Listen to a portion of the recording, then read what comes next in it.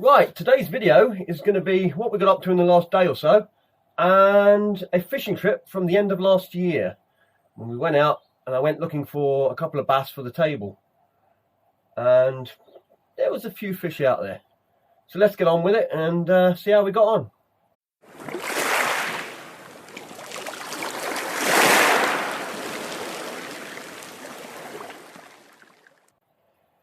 Well, I'm just going through the lures today, these sort of lures, and rehooking them. So I've got a load of hooks here. So I use two different types of hooks. At the moment I do. I use these ones, which are very wide, and they are just metal hooks. They rust fairly quickly. They'll last half a season. You have to keep an eye on them, or it depends on how you keep your lures. If your lures are kept wet, or if you wash them out and dry them, they'll last obviously a lot longer. So anyway, I use those, but again, you've got to watch the tips, because the tips will wear out. The barbs, you've got to watch if you keep barbs on your hooks. And the other ones I use are the sort of these type of thing. They're narrower and they're galvanized. Now the difference with the wide and the narrow is sometimes with the wide ones, I just grab a lure. That'll do. Sometimes with the wide ones, when you cast, they can end up getting sort of stuck over the body of the lure, because I do increase my lures size hooks as much as I can, but not enough that they jam. This one actually would jam, you can see, but on this lure it's not too bad. Some lures are worse than others depending on the shape. But if it gets up there when you cast, sometimes it can get stuck. So sometimes the narrow one is better, sometimes the wider one. Obviously the wider one's quite good for when the fish grabs it, you get a clean hook to the fish. The little tiny hooks, I try to stay away from them, purely because the fish can swallow the lure and you end up with all the hooks either in the throat or in the gills. So we don't want that. We're trying to hook the fish cleanly in the mouth. And as you may have seen in a previous video I did, I now use a lot of crushed barbs. I crush the barbs down. Now you say, well, why don't you just go for single hooks? I tried single hooks, and single hooks to me, they had such a bad catch rate. The amount of losses I had with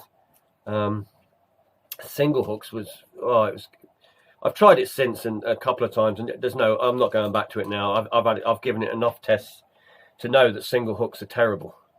They catch, you will catch, and it's fun to be able to catch with the single hook and all the rest of it. But I mean, at one point I was getting 7 losses to sort of 1 or 2 like landings, and that's not acceptable. But the crushed way works really well. Now the crushed for me mainly, I'm not going to beat around the bush with it. The main reason I crush them is if they go in my hands, I can get them out easy. It's also obviously a lot easier to unhook the fish, so it's a lot cleaner and quicker unhook. But the main reason is if they go in your hands, you can get the flaming things out, because I've had a couple of trips to the hospital in the past to remove hooks which were just unremovable. I had to actually have the finger cut open one time to remove a hook. It wasn't from a lure, that one. It was a standard fishing hook. Now some of these hooks are very rusty. You probably can't see that well, but that is really rusty. Others are sort of half rusty, but you've got to watch where they eat away at the hook, that if you get a big fish and it snaps, it's no good. Now I don't tend to change hooks, the big hooks like this. What I'll do with those, I'll just clean those up and sharpen them up. On the really big lures, it's not often I put new hooks on these lures. It would be years before I change those. But the smaller ones obviously need changing, and of course if I use these kind of the wiry one, that's not the wiry ones, these ones that I've bought, they rust out fairly quickly, so you need to change them, and they'll rust at the back of the shank there, and you'll only find out when a big fish pulls on it and snap it. Plus, like I said, the tips will rust off pretty quick. Anyway, I better get back to it, because I'm probably going to redo about 20-30 lures, I think. Might be more. I won't do the old ones that I've got, anything too old. I'll just maybe even use some of the old hooks on those, the ones that don't get used that often, because they'll just sit on the boat, and obviously the atmosphere will rust the hook. If you're not using the lures, and all you're doing is rusting your lures up. I also separate my lures into boxes that I use a lot of and the ones I use very rarely. That way I'm not putting damp lures back in boxes or putting salt in the boxes. So anyway, let's get back to it. So there you go, that's this lot rehooked. There's about another 50% more lures in the shed, which are ones that I use for different things, or are new ones that I haven't taken out the packets yet, that kind of thing. So they just stay in there. But some of these, I take a box, 1 or 2 of these boxes with me. So if you want to know what lure I use, because that's a question I get asked a lot, is what lure do I use? Well, there you go. That's the lure I use. I use a multitude of different lures depending on time of year, weather conditions, and of course species.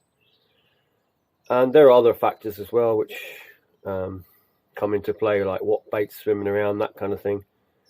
So I decide on the day which is the lure to use. I never have necessarily one particular lure that I use. Now we're going to be trying in the strong currents. It's calm enough today to be on here. Quite often when you get the fast water back here, you get huge rollers, so you don't want to be down there. It's a little bit lumpy, but we'll be fine.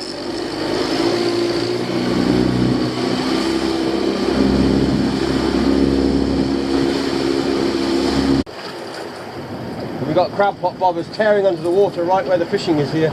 That's always bad. You lose your lures, you can hit your engine on them as well. Right.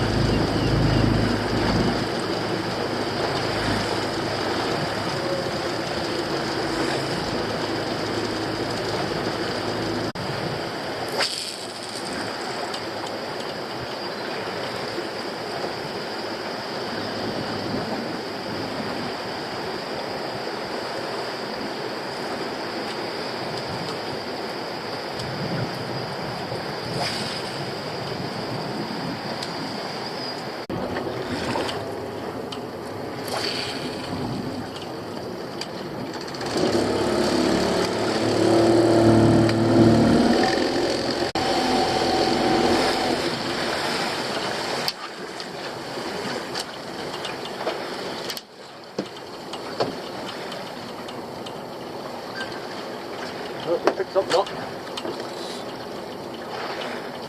Oh no, come on. Probably a pollack.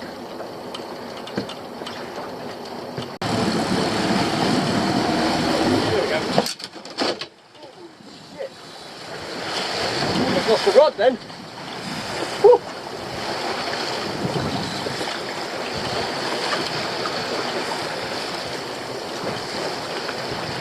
I don't think it's that big though, crikey.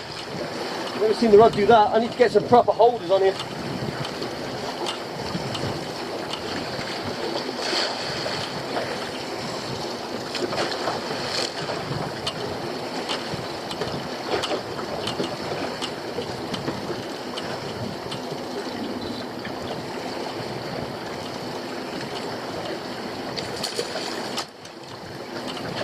There we go, nice little bass.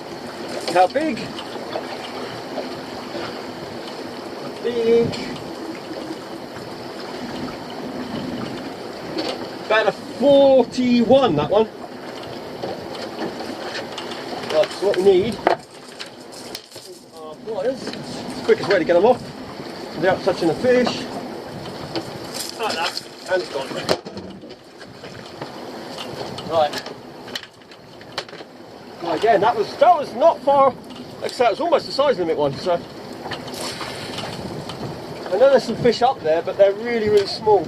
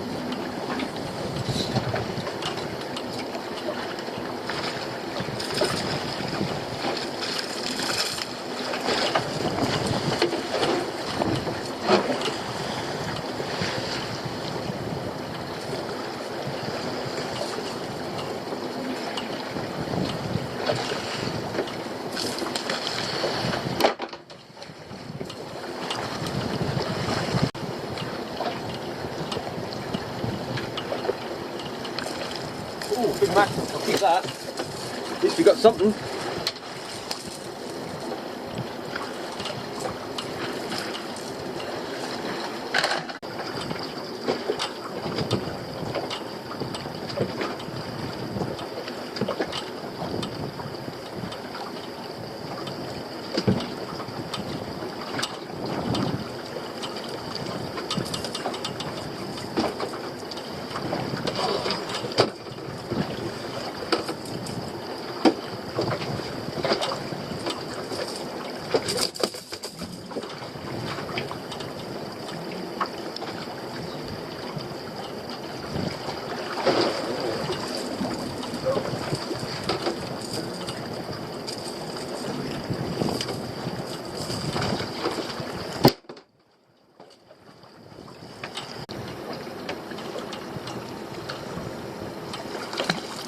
Haven't caught bass around here for a long time. Used to be really good out here, and then it's very rare now you catch them here, but luckily this is one of those rare occasions. Look at that view.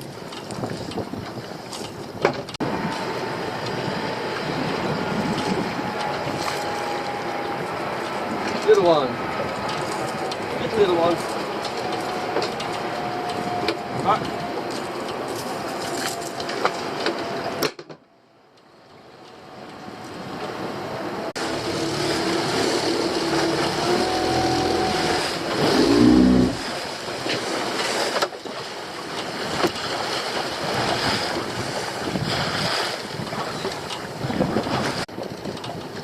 It was half decent, this one. That is half decent. Get the landing net for this one.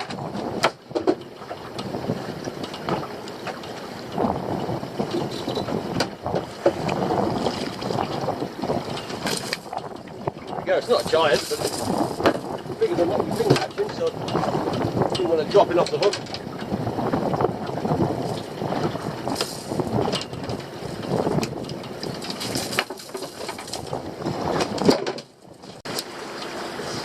There you go, I'll leave that one in the net. You get the idea.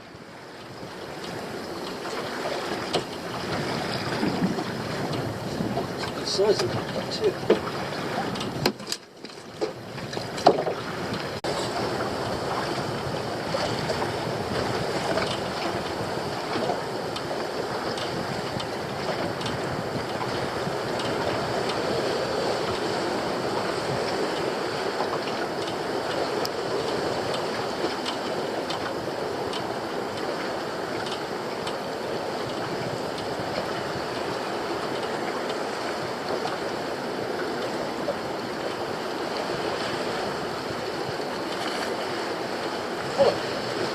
Nice change.